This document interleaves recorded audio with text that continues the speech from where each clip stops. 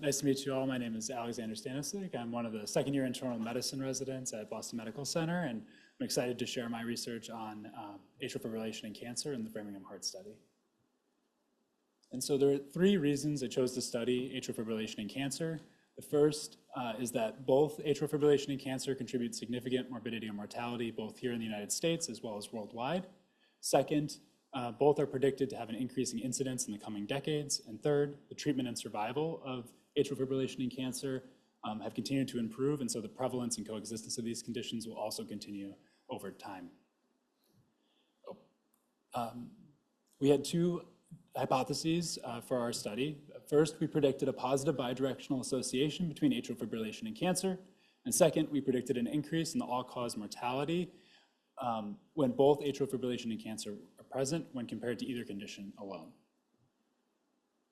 So to test the first hypothesis, we ran two analyses. In the first analysis, we took participants in the Framingham Heart Study who were free of atrial fibrillation, and then we grouped them by exposure by cancer status, leaving us with three groups: prevalent, interim, and no cancer exposure, which served as the reference.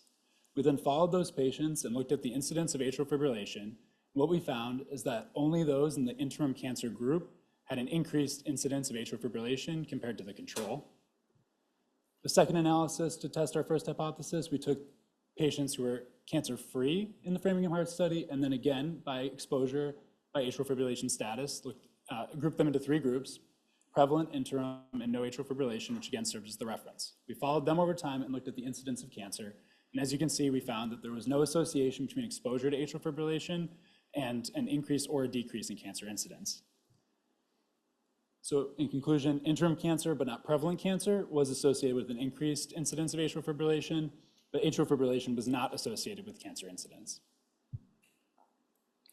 To test our second hypothesis, we also ran two analyses.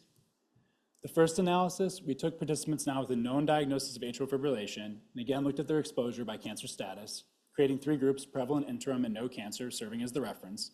We followed these people over time to death or the end of follow-up, and then calculated the mortality. And as you can see, those who had an exposure to cancer had an increased associated mortality compared to those without an exposure to cancer. The other analysis we ran was for participants with known cancer in the Framingham Heart Study, and again, based on exposure, by their exposure, grouped them based on their atrial fibrillation status, creating three groups: prevalent, interim, and no atrial fibrillation.